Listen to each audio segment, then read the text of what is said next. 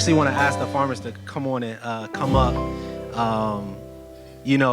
I'll just say while they're walking up here, during the pandemic, again, my name is Brandon Starks, the founder and CEO of the People's Market.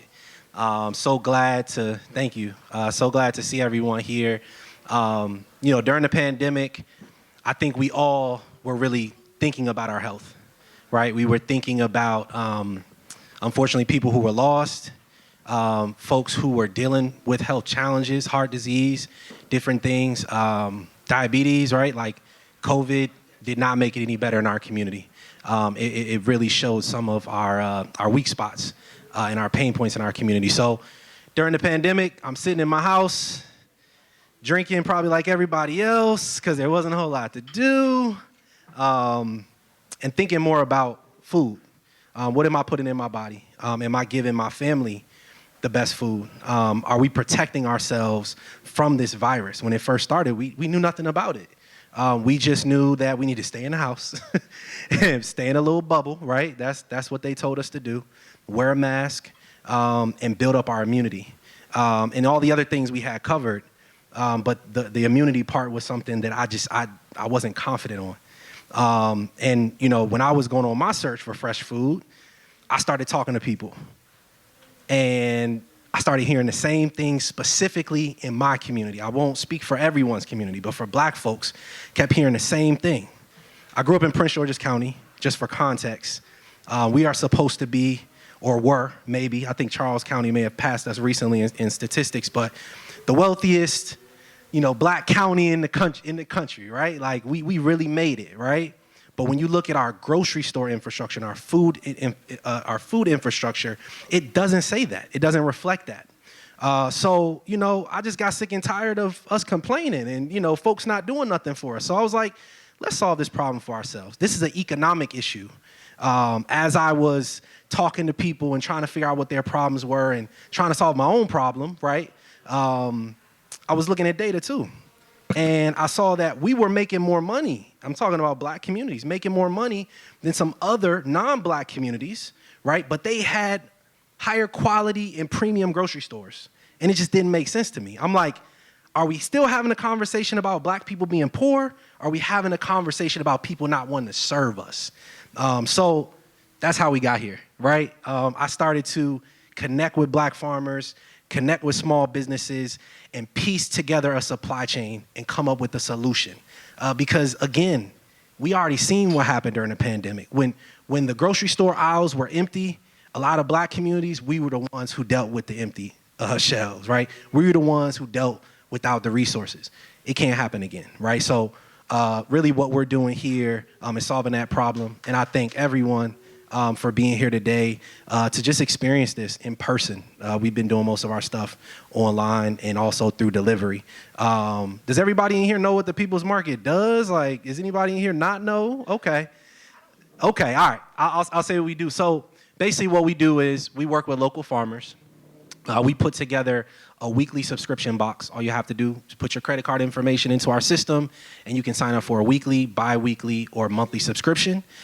We have half boxes and full boxes. A half box feeds a family of 2 for a week. A full box feeds a family of 4 for a week. And it's all local, fresh produce. We really try our best to only source from black farmers. That hasn't been completely possible. I'll just be honest with you all. It's been a challenge. However, I do see a lot of opportunities, right? And that's the reason why today, the name of this panel is The Future of Farming, right? And it's not just the future of black farming, it's just the future of farming. I just want to say that, right? Because I do believe, right, that we as a people are starting to learn more about our health. I heard the questions out here and people, want to know about the salt intake and, whether they should take in this or take in that. And I think, right, that that's happening all over the country right now. So we want to make sure that we fill that need. And we thank y'all for posting and sharing and doing all of that sort of stuff because we do want to be national. We want to be global. We want to be able to feed as many black folks as possible so that we can have what we need to live a healthy, clean, good lifestyle and just be successful. So I'm going to stop rapping just for a second. I'm going to thank a couple people. I definitely want to thank the Gathering Spot. Let's give the Gathering Spot a round of applause. Mitch, the GM here, who y'all seen a couple of times. Mitch has been awesome. Also want to thank Jasmine, who does their social media. She's been great as well. And obviously Chef Arthur, who y'all have met, who's been amazing. We came in here, me and Kela came in here, got in the kitchen with him and was like bugging him about what he was going to make and what he was going to talk about. We was like, what you going to say then? And he was just like, man, y'all better get off my neck. I got this. And he did great. He delivered. So yeah, thank you to the Gathering Spot. And the founder, Ryan, actually, I got a chance to meet him because I went through the entrepreneurship program here at the Gathering Spot. It was a group of black men. We call ourselves the Trailblazers. And you know, the whole goal is to connect us to resources, connect us to people. And as you all can see, that's what's happening right now. So the work that they do is real. So I really want to thank Ryan, the founder of the Gathering Spot, and also TK for just giving us a platform here to be able to share the work that we do. And yeah, I'm gonna sit back now because I've talked enough. And I actually want the farmers and some of the other folks in the ag space to introduce themselves and really just tell us who you are. You know, where you are in farming, like, you know, where you farm, and then also why, I think most importantly, why did you get into the ag space? Why do you think it's important that you're here? Hello, everybody. My name is Tolu Igun. I am a farmer in Prince George's County, Maryland. My farm name is OlaLekan Farm, and this will be my second season farming on this land. I have been farming and feeding community in the DC area for about 5 years now. I got my start in urban ag in Detroit in 2013, where I was born. So I learned a lot in that time, just volunteering and showing up wherever I could. And it wasn't actually till 2020 when I moved to this area that I decided to commit to farming, just shortly after the onset of the pandemic. Just kind of speaking to what Brandon is saying, I think we just really started to see what was already happening, but on a greater scale, and I really felt like I wanted to and needed to do something about that. So I started to volunteer at food banks and community centers and slowly learned how to farm and started my own operation. So I'm really big on growing diversified vegetables and also educating the people. So I really want to pass on my knowledge and education to the next generation of farmers, and that's a big focus of what I do. Yeah.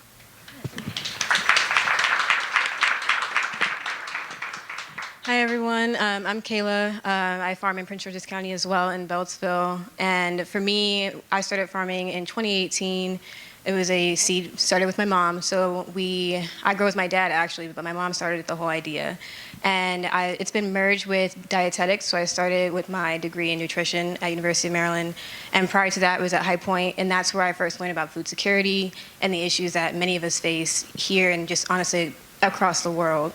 And so taking that information, taking information of being an athlete throughout my life, also of how do we share food, how do we provide food and food access, and then also food education so we know what our food is doing to nourish our bodies. And so that's kind of the background and I guess the foundation of why I farm and what's brought me to it. Also just the connection with earth is a very important thing for us as we are also, you know, our people, our relationship with the earth and those who are also intertwined in agriculture is not the best. And so being in this space is a chance to help us heal. It's also a chance to help me heal. So just providing that space for people is really important, providing a space that's safe for them to experience and to be who they are. So I think that's why I farm. The produce I grow is mainly like leafy greens. We do, honestly, whatever my dad's really interested in growing, we're gonna grow because he can do it. And so I'm like, okay, let's do it. And but the main thing is a lot of salad greens, dark leafy greens, and then some fun things that have a lot of nutrient density, and we can educate people on these different things like purple broccoli or hackeri and things like that. So that's it.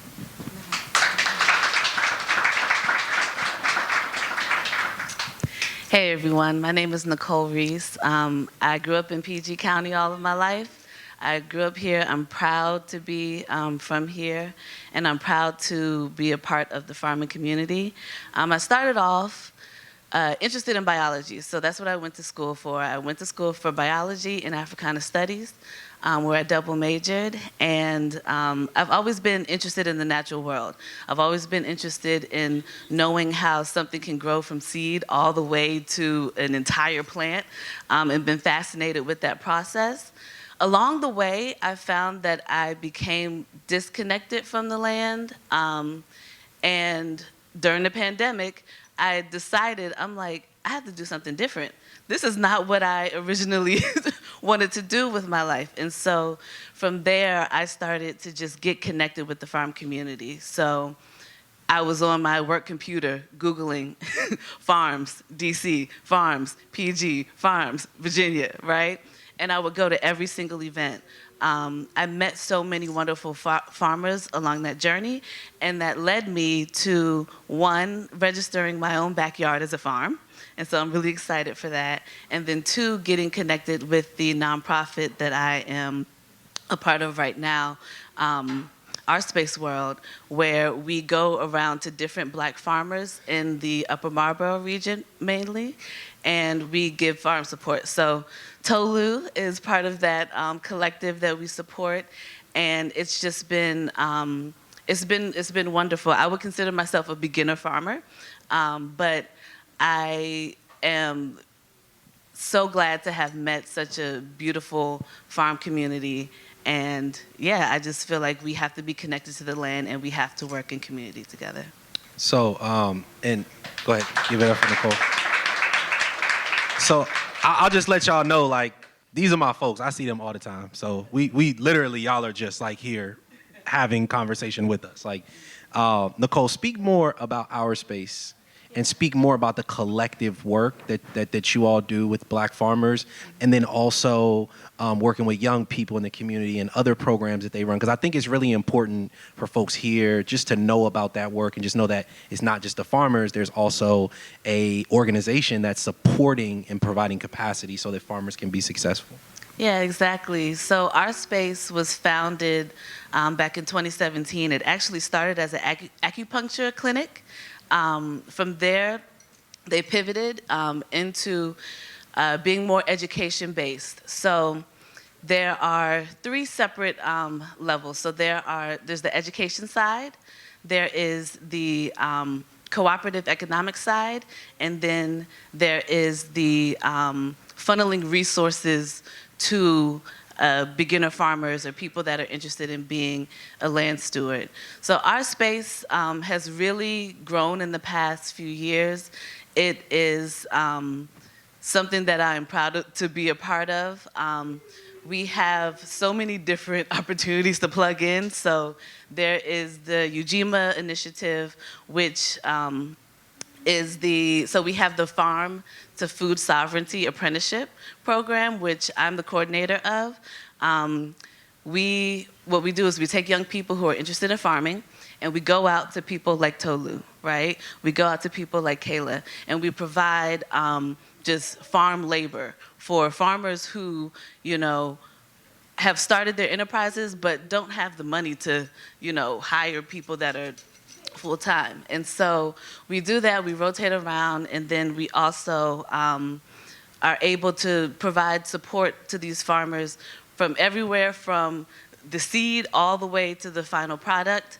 Also through the program, we work with local chefs, so that's exciting. We get to take the sweet potato out of the ground, go to a chef in a commercial kitchen, cook it, and then use it to feed the people that come to the volunteer events. So there's so much that we're doing, and that's only a snippet of it.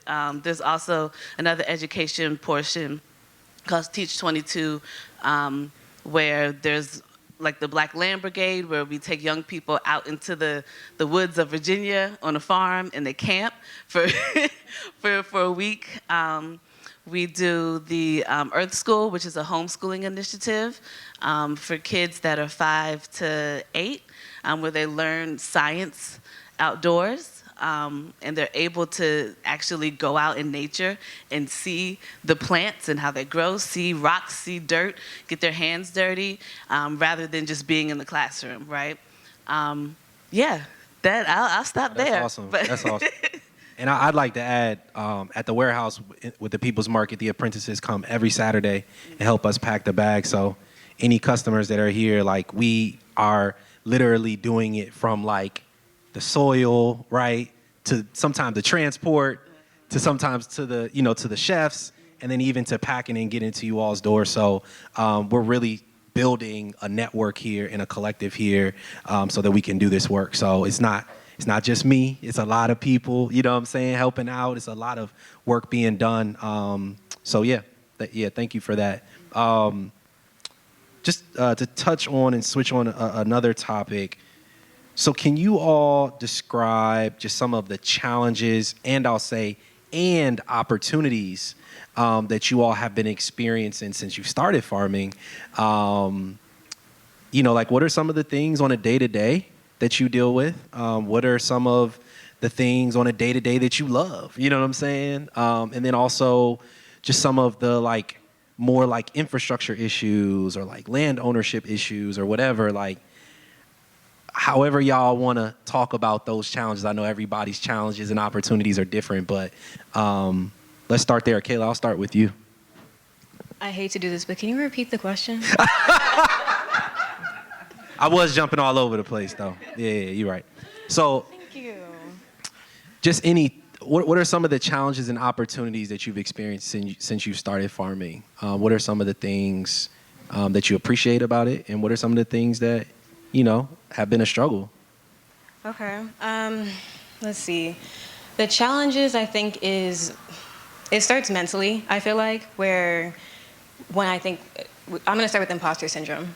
That's probably one of the things that can show up where being young, being black, I guess, I mean, I can get really cool, but being young in this space is like a little bit intimidating. And then just being true to the fact of like whatever you set out in your heart of why you were doing it, always remembering that, if you have to put it on your wall, whatever. But it can be trying because sometimes it's really cold. Like 35 is fine. It kind of sucks when you're walking to the office, but when you're outside, like on the ground, your cilantro grows close to the ground. You don't have insulated gloves sometimes, and it's like, it makes you question like what you're doing out here. So those type of things. And I think also sometimes when you're trying to, in your initial stages of finding community, that can be a little bit of a struggle where you might feel like you're in a silo. Just communication. I think on OurSpace, or in the space that I grow, sometimes, there's different people, different personalities, and you're just trying to figure out how to use a room together, because there may be 12 different people who are growing there, and it's how do we function together, have systems. The things that I love is everything. It's the things that also suck are also really great. And so I think they build so much character, and they build so much of what life is and the beauty of that. And it's a really good example for us to kind of remember that, I guess, as we're going through things. And then, I don't know, I'm gonna stop there. Yeah. Nicole or Tolu, whoever wants to take it next. Yeah, sure, I can jump in. I'll start with the positives. I'll start with the opportunities. I feel like, yeah, it really is everything. Like you're saying, Kela, there's so many reasons why I do this work. And I feel like the first is just being outside and feeling deeply connected to the land. I think it's so important that we return and we reconnect, because I feel like that's something that we've lost. A lot of us have. And yeah, I feel like there's no better feeling than just like standing outside in the sun. You hear the birds around you, you see the plants, and you just feel really good. And I feel like the people that I spend time with on the land are so beautiful and so loving and so kind. It's just the best world that I can live in and exist in, and I appreciate all the people around me. I feel like I've moved through a lot of challenges as well, because I am a young farmer, and I think that it has been an interesting journey to be here. I moved to the city knowing no one. I don't have family here, or I didn't have family here. I didn't have any friends. I just, got on a plane with my suitcase and my backpack, and I showed up, and I started a new life for myself, and I found my community. So it's taken time. Thank you. It's taken time, but I think just showing up and being in the right spaces, and just Googling farms and finding opportunities and finding spaces that are affirming and that feel good. That's been really important. So. Yeah.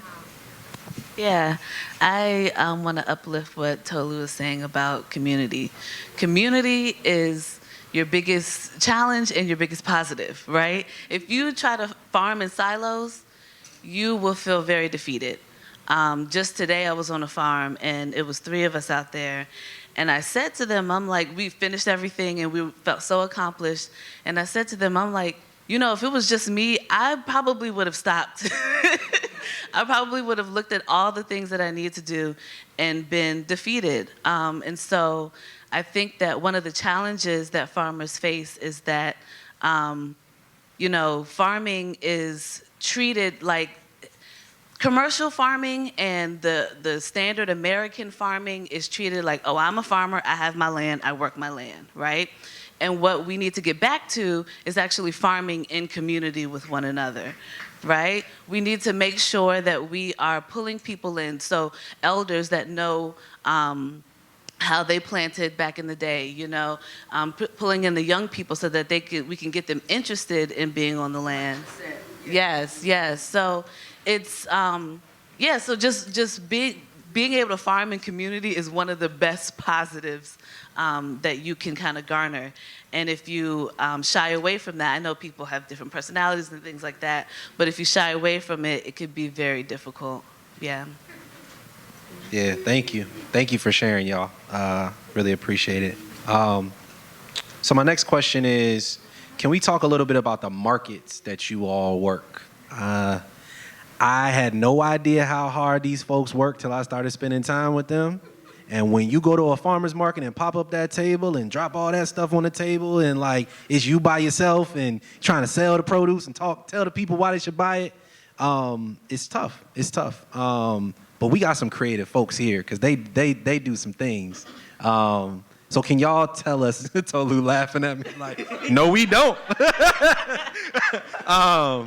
Can y'all tell us about your experience just like in the marketplace? What is it like for you? Nicole kind of hinted to the fact that like, she was talking more about commercial farming, and we all know we go to the grocery store and the lettuce is right there and the apples are right there, and like it comes off of a big truck and probably from a big farm. But what is it like being a small farmer and selling in marketplaces, and how do you all get creative in order to actually make money or sell your food? Whoever wants to start, really, up to y'all. Yeah, I can start. I mean, I feel like creativity, like you're saying, that's the biggest part of it. I feel like, at least for me, when I started, I had this intention of growing food and feeding community. And I knew that I was going to do that, but I didn't know how. You know, like it's hard to focus on starting a business, finding markets, finding community, finding support all at the same time. And actually, Brandon was my first client. We met before I even had land, and I had a farm, and I started a seedling business out of my house.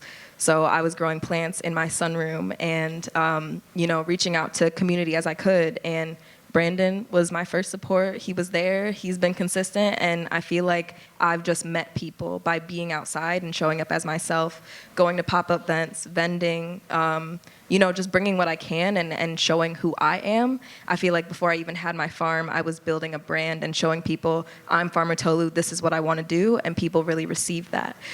So it's kind of slowly built over time. I was invited into the cooperative that Nicole mentioned last June, and that has been a game changer for me. We have a contract with the Capital Area Food Bank. So this is currently a 2-year contract where the food bank pays the farmers the prices that we set and that we expect for our food. And that food goes out to churches, schools, community centers, all for free. So it's a beautiful exchange because the farmers get the money that we deserve and that we need, and the people also get that food. So yeah, I don't know if Nicole, you want to talk a little bit more about that? Yeah, so just to touch light on that a little bit. So the beautiful thing about being able to aggregate your produce is that it makes you more competitive in the market, right?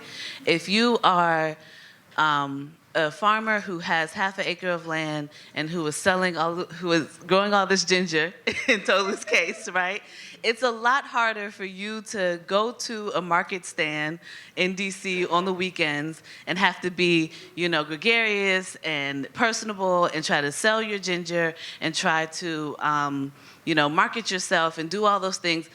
And not even talking about the logistical things, like setting up, making sure everything stays cold while you're outside for hours, right? So all of those things take a lot of work, right? But what is beautiful about the collective is that we're able to aggregate that produce, and we're able to collect it all and sell it to a larger entity, right? So with this collective, we sell it to the Capital Area Food Bank, and we drop it off to different church sites that are partnered with the Capital Area Food Bank. And what's beautiful is that when we talk to the different pastors of these churches, they say they have hundreds of people come and get this food. And this food is organic. This food is 100% natural. This food has been grown with love, like first and foremost. And so to be able to come together collectively, get paid what we deserve to get paid, and then also feed the community that needs the food is a beautiful thing. But that wouldn't happen if we didn't come together collectively to do so. Yeah, so community is very important. Yeah. I just want to touch on, I think you both have actually mentioned it by now, where it's with being able to get paid for what you're doing to serve. In order to serve, we have to have money. And so, that, I guess that cycle, if you will. But so that's been big. I think when it comes to the marketplace, working with Brandon has been a beautiful thing. In the winter, we had more than what it would have went to waste, essentially, of what we had. So we reached out to Brandon, and I just saw him. He's been on Instagram, and I'm just watching. I'm just plotting. And then and I was like, do you need anything? And then we keep going. And the winter was hard, but it was. You also mentioned community, and to be able to have people who are also working and really working for a business or something they believe in is so it ignites your soul, at least for me, where it's okay, we're gonna keep going, we're in this together. And so that's been really good this winter. During the summer, I was at the Spice Suite with Black and Forth Farmers Market. Y'all, if you have not been, please go. It's such a beautiful experience. So that market's been great. It's the parts of logistics when it comes to setting up a market. To me, it's everything we do, honestly, is like art. Setting up a stand also is like art when it comes to understanding design, when it comes to understanding what attracts a customer and the interactions. You don't really have to sell. Your food sells itself, and you just smile or look busy, and they show up, And that's cool. I don't know. And the colors, that's where it's also we like to have funky colors of food sometimes, because that's also an opportunity for conversation. I thrive on that, but it's also very tedious. I look like I'm a very type A person when I'm out there. I look like I am just that. But it's really cool though. So that's just a great opportunity where you get to set your price. Being a small farmer, being a farmer who grows, I'm not certified organic, don't really want to be. No knock to it though, it's lit. But we just grow with the earth. We grow and we don't add a whole bunch of things to our soil or anything. But that is a thing that can add your price point up, And so you're not traveling. I traveled 13 miles to get here, but that's nothing in comparison to getting your avocados from Florida or California. Not that I grow avocados, I don't. But that is a thing also. So just being able to capitalize on knowing our worth and setting that price and being yeah, this is what it is. Respect it or don't, I'll leave. So, yeah. Yeah, and if I could add to what you said about people showing up and seeing what you do, I feel like on-farm sales has actually been one of my favorite ways to sell food lately. Just having people show up and see what I'm growing and ask questions about the process. I see someone in the audience that has come and supported me. And I think it's really cool because, some people come and they want one thing and then they see, what is that? And, can I get this too? And just, I feel like it also expands my market because people are seeing what I do and what I'm capable of, and then they're going to go and tell their friends about that. So Nicole mentioned earlier, I grow ginger. That is my pride and joy and my favorite thing to grow on my farm. It takes a long time. It takes at least 8 to 10 months to grow, and that's just baby ginger. And so I'll start those seeds next week, and that plant is going to grow until maybe October, November. Last year was my first year selling ginger commercially. actually, and I sold out in 3 weeks. And thank you. Thank you. That was honestly very surprising and unexpected, but it was just one after another, people showing up and seeing and smelling that ginger and constantly wanting it. And I would have people come and buy 1 pound and then say, oh, that's not enough. Can I come back and get more? And yeah, it was a really exciting experience, and it has me wanting to grow more ginger, more turmeric, just food that is medicine and that is going to heal us and care for us. Yeah, I'm gonna switch it up just real quick. I know I gave y'all some questions, but since you touched on that topic, like, how do you all sort of choose what you grow? Like, how do you make that decision? Like, what factors into that? Yeah, just give us more insight and context for that. Kayla, you want to start? Sure. For myself, I would say part of it depends on some things people like, but it's harder to grow. It depends on the space, the amount of land you have. For us, my background was studying intensive growing on very small amount of land. So the base for that was quick growing crops, like salad mixes, things like that. So I had to cut and come again. And so that's where my base is of what I grow and what I sell. So it'll be a lettuce mix, it could be a baby kale mix, it can be arugula, things like that. And the little add-ons, I want to also be able to really perfect what I'm growing. And not in a perfectionist way, but also just like really hone the craft. And so I'm producing the best I can for the people who I'm growing for to really help nourish their bodies. We care about that nutrient density. So that's where I will focus on that. And then also, it may be fun to grow some hackeri. Like, I'm telling y'all, my dad, so like I said, we bick and back and bull. We grow together, and what he's interested in, we'll take that, we'll run with that, and then we'll sell that. And also, when we know after the market, we've learned basically what things sell well, what people really like, what brings smiles to people's faces. The sun gold and the cherry tomatoes we sell, like that is something that's so beautiful when kids want to like touch those and like introducing them to new foods. So that's kind of how we learn and listen from the people and from the earth, basically. I want to mention that it's important to grow things that sell at market, but it's also important to grow things that you enjoy harvesting. For me, I would not grow green beans. Why not? I would not grow green beans. They're just, Me neither. I don't like harvesting them unless I know someone who's willing to harvest every time. Okay, but I would not grow green beans.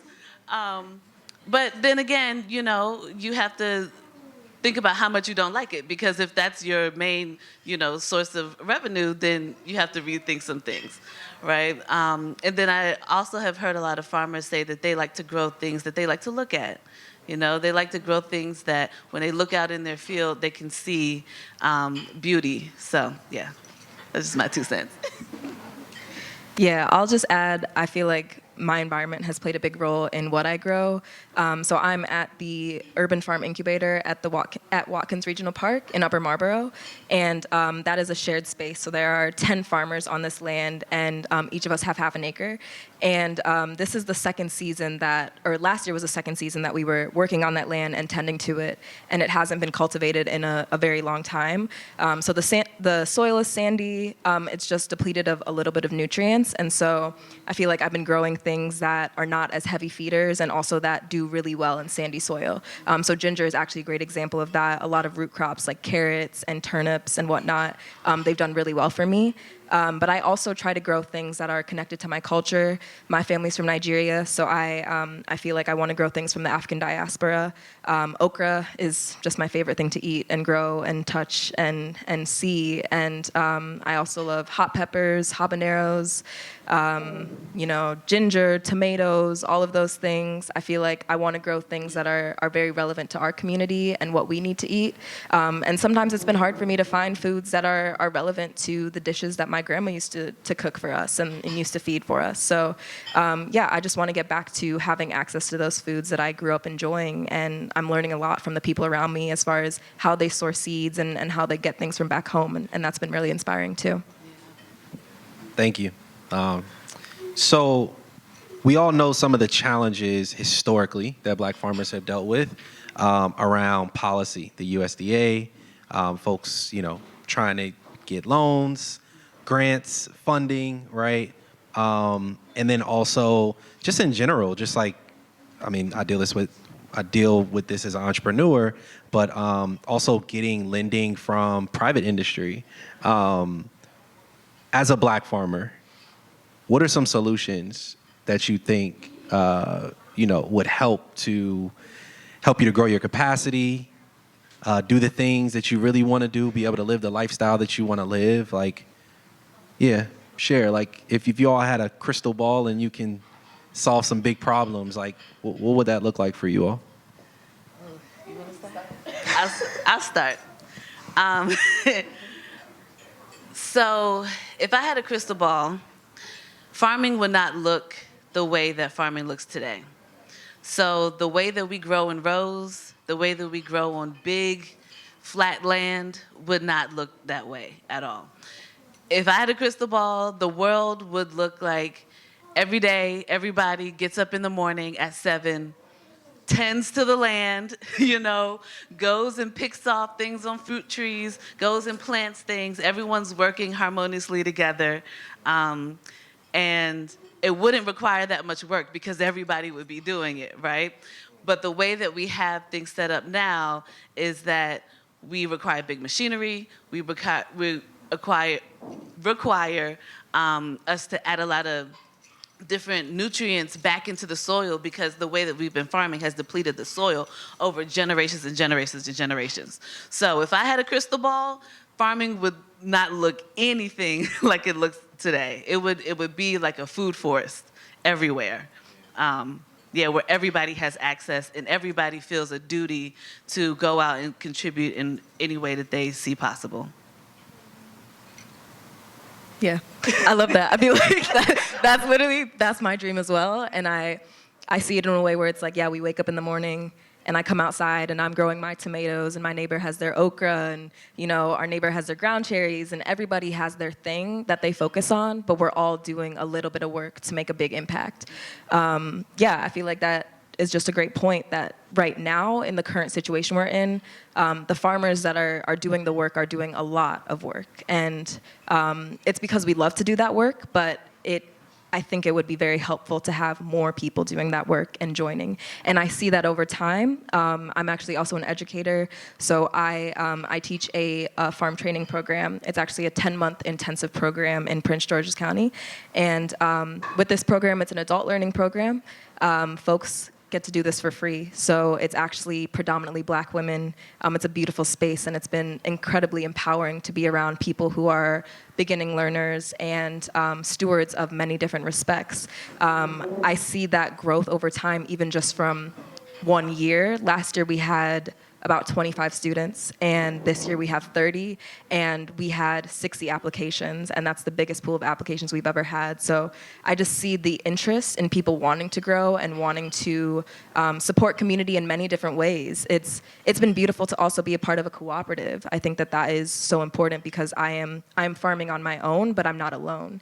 And that has been a huge motivating factor for me to keep going and to keep building and find other partners, whether they're farmers or marketplaces or some other creative product or endeavor. I feel like there's so many ways to hold space for farmers to succeed. And I'm gonna stop there. I like it though.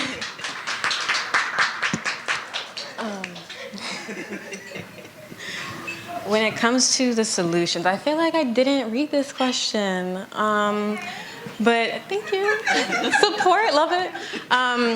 The things that you all said is also what I can see, where it's like people have their own thing and they focus on that, but we're combining and we're sharing, which also already exists in these spaces too, especially in like the programs we're in. Also being able to understand the land and like listen to her and not just, as you said, like depleting resources and growing in a way that it's never been sustainable.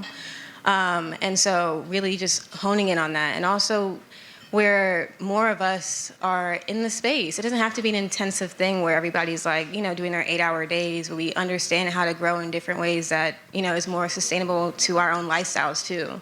how can we connect what we do, whether it be how we look in like fashion and things like that, into the land or into farming. There's space, make it, as we always do. So just keep seeing that, I think, is what I would dream for. And then also more of us. And the storylines, the statistics are cool and all, but like also they're accurate for whoever like census they're coming from. But if not everybody's like, I'm not in the USDA as a farm, so that statistic, I'm not a part of that 2% necessarily. But like they're all cool for, you know, the news, but that's not really the truth for all of us. So just, I don't even know if I told you what my dream was, but I think you get the picture. Nicole, you want to add? Yeah, I want to touch on, because you talked about the political aspects and the difficulties that we face as farmers. I'm not a political person myself, right? So I'm not the one that's going to lobby, you know. But I know. Why? You know, it is the future, and it is the future. And what I was about to say is that, like, we do need to tap into that, right? Like, it's great to, you know, work in community together and, you know, come up with solutions on the ground, but then we also have to attack the problem politically as well. And maybe someone wouldn't be comfortable, like, being a politician or, you know, working in big legislature, but you can do small things. You can do things on a local level. You can do things on a county level or even your HOA, you know? Getting on your HOA and encouraging people to start pollinator gardens, to have a community spring cleanup day, you know, where you go to people's backyards and rake the leaves and do all these things, right? So there's different ways to tap in. And yeah, I just wanted to touch on that political aspect. Yeah, I'll just add to that. I think we're doing it, right? So we are connected. We're talking. We're in community. We're solving problems without government. You know what I'm saying? So now that we've built a base and a platform, please believe we will be having conversations with the people who make decisions, right? And who can support the work that we've already created. We're not coming out the gate like, hey, we're thinking about this thing, you know, we're really excited about it. Could you please support it? We're doing it. This is a model. Do you want to create it everywhere? Talk to us. You know what I'm saying? So that's really where we are. I think politically, I know I'm moderating and now I'm turning into a panelist. Put that hat on. But no, seriously, because I do see that vision. I do see that we have infrastructure, that we do have the talent and the people who know how to do the work, who've dealt with the challenges by themselves or just with a partner. You know what I'm saying? Think about what we can do if we multiply. Think about what we can do if we take this model and we put it somewhere else. And all we have to do is be in community. And we know how to do that. We know how to do that. So yeah, we're getting there. We building. The economics is here. The political will happen. So we're getting there. All right, we're gonna wind it down a little bit. We're gonna wind it down. I'm gonna put my moderator hat back on. So what are your hopes, dreams, and aspirations for your career in agriculture? Like 10, 15, 20 years from now. How do you envision? I'll pepper this with a couple questions. You all answer whatever you want to answer, right? So what are your hopes, dreams, and aspirations for your career in agriculture? How do you envision the future of Black farming, and what role do you play in building that future? Again, don't think about it too technically. We just gonna rock. However that connected with y'all brain. I would say what I would see, I guess, for in a couple of years from now would be, or 10 or 20, would be that my work, I guess, my business, they outlast me. Whatever the impact is, what it's supposed to be is just, I mean, me as a representation in this space, me showing up as me is part of it. The second or third question of your question, I think, is where, what was it? I'm so sorry. Yeah, you right. No, you right. I said the future of black farming, and what role do you play in building that future? Yes. Yeah. What role do I play? Yeah, being me. Like, because there's so many different kinds of farmers, and there's different methods of which we grow and how we connect and what brought us here. So me showing up as me, all of us showing up as ourselves, is like what is the impact that we're making, and to continue. And I think there's a few things with it, like continuing the legacy, and also reviving and regenerating that legacy of which our ancestors came from, like even before slavery, or like really connecting with them. And it's just to feel them with you, honestly. So like I feel that, but also hoping that other people can feel that too. And then for all those like alternative, I call them underground granola girls. So, you might wear Birkenstocks and you also might go to the little DJ joint, eat in the hotel. But like for us to just have a space, So that's my vibe. That's very specific. Yeah. But y'all see that? Now I feel seen. So yeah, 10, 20 years from now, for us to, I don't know if blowing up is the right word, like economically viable, us, what we've created to still be here and be bigger, and that's the dream. Yeah. Argue, thank you, guys. Yeah, I would say, yeah, being self-sufficient, especially as Black people, it's very, like, what I envision is that every single aspect of the food chain, every single aspect of even living, honestly, daycare, medical care, like everything is all interconnected, right? And everything works in tandem together. So that's what I would like to see. And then I would also say that I think there's an importance in knowing how to pivot, right? And so if you find yourself in a farm space and you're like, I don't know if I want to become a production farmer, I don't think that this is like where the avenue that I want to go down. Know how to pivot and say, okay, it's okay. I can do something else, right? But I've learned something from that production farm space to carry me to my next step. I think that we as a culture need to be more forgiving of ourselves and be more open to different possibilities and envision a different world than what we've been fed. And so that is going to require us to create. That's going to require us to look at things differently and to take different approaches. That idea that you have in your head, write it down and start doing it, right? It may look crazy, but somebody's going to resonate with it, right? And so, yeah, so that's what I see about the Black farm space, is being able to think creatively, pivot when need be, in order to develop a self-sufficient community.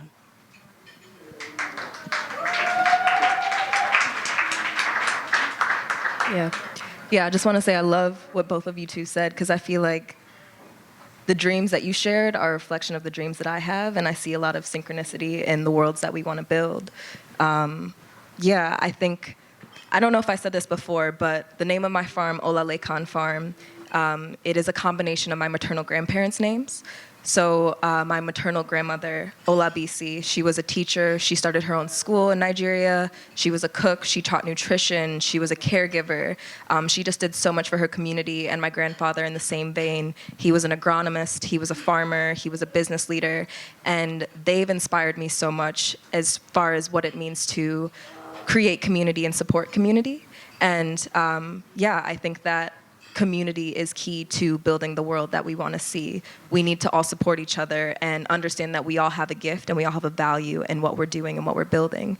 Yeah, I think also to what you were saying, Kela, I feel like there's, I don't know, just an importance in showing up as ourselves unapologetically. I feel like the more that I'm connected to the land and the more time I spend outside, I feel exactly like who I am and who I'm meant to be. There's no judgment. There's no drama. It's just a space where you can be free to be who you want to be and everyone accepts you. And I hope that that's a world that we can see in totality everywhere one day.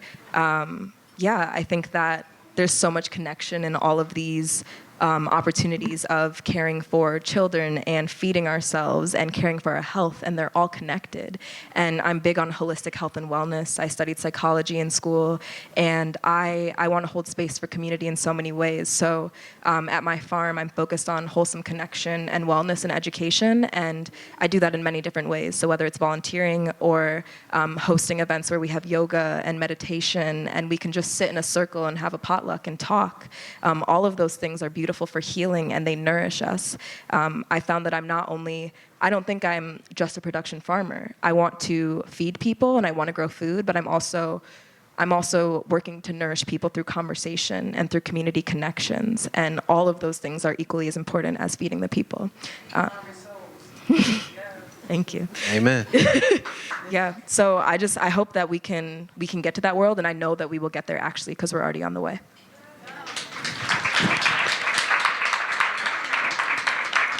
All right, are y'all enjoying the food? I seen some food finally being passed around. Are y'all good? Everybody nourished? Y'all all right? Okay. Awesome. Last question, and really it's like a call to action for all the folks in this room, because we've been talking about community a lot, so y'all know we're going to put y'all to work, right? You know what I'm saying? We definitely going to put y'all to work. So for the panelists, in what ways can the community and individuals in this room specifically support Black farmers and those working in agriculture more effectively? What do you ask of the people in this room? Okay. So yeah, I think, like Nicole was saying earlier, it's not about one person or a small number of people doing all of the work. It's about a large number of people showing up and doing that work together. And so as a farmer, I would just ask for y'all to show up and set intentions. And being here and being in the space, that is the first step. Connect with the people around you. Connect with not just the farmers, but the chefs, the community organizers, the people who can build and create opportunities beyond what we're experiencing right now. I know that we haven't really talked about money at all either. I feel like that's a big piece of farming that is a struggle for a lot of us. I think just in general, farmers are incredibly valuable, but in the society that we live in, we're not valued as we should be. So I've spent a lot of time over the last couple of years crowdfunding and fundraising, and all of the support that I received last year actually allowed me to start my business and grow as much food as I could. So just show up as you can, whether that's volunteering, working on a farm, donating to a farm. There's so many ways to support us. And just thank you for being here, seriously.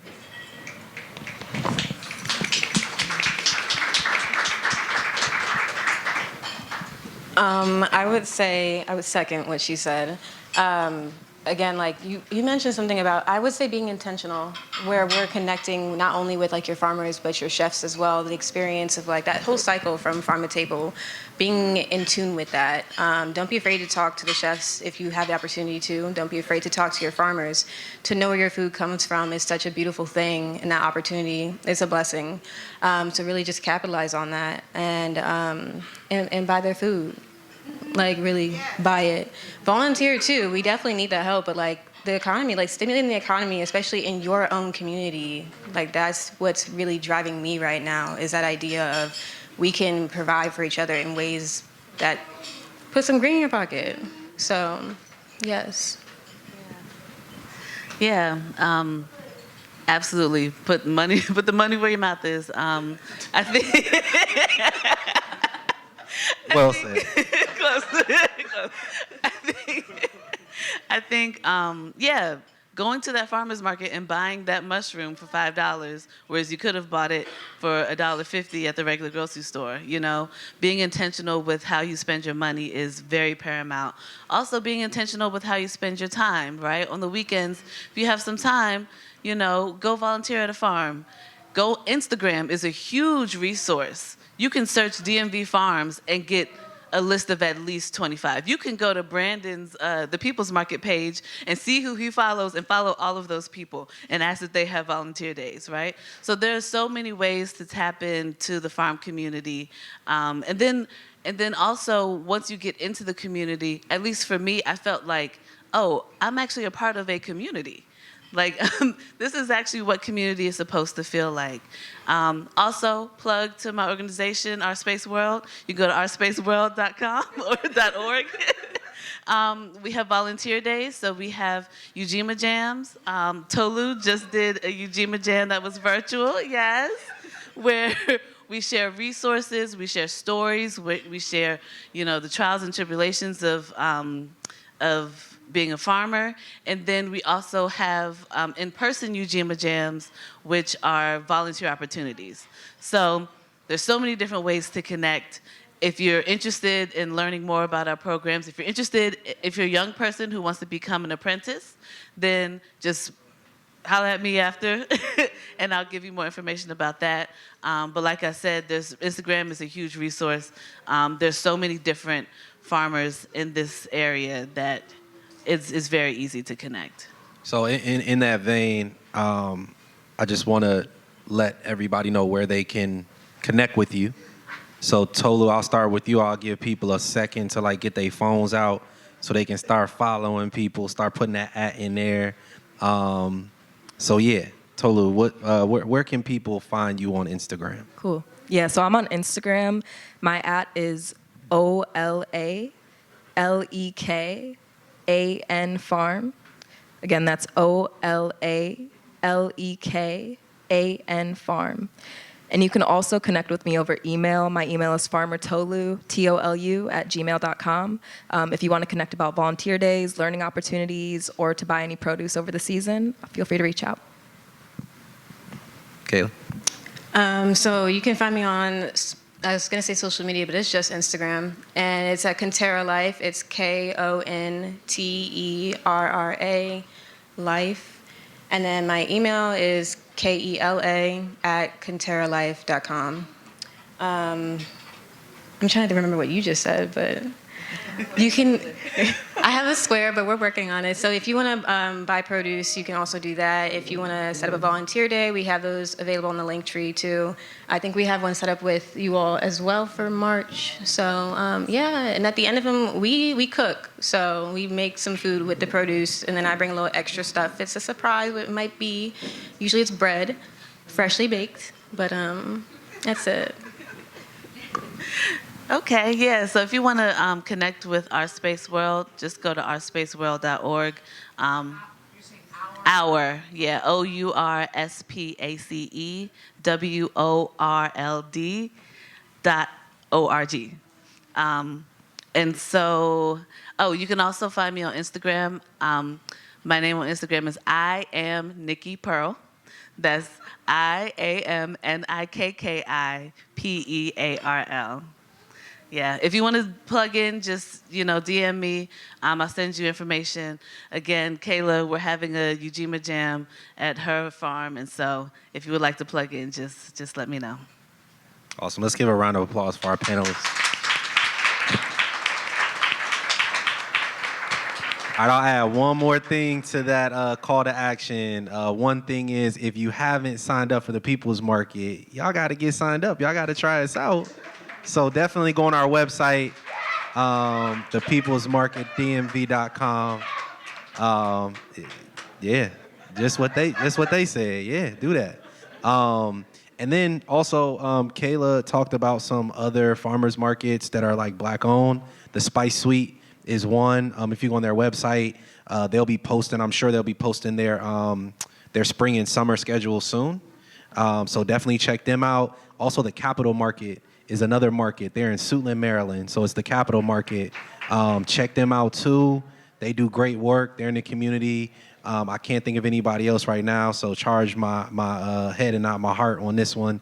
But those are the two that I can think of. But definitely get out there, support the local farms, especially the Black farms. And yeah, peace and love to y'all. Thank you for coming out tonight.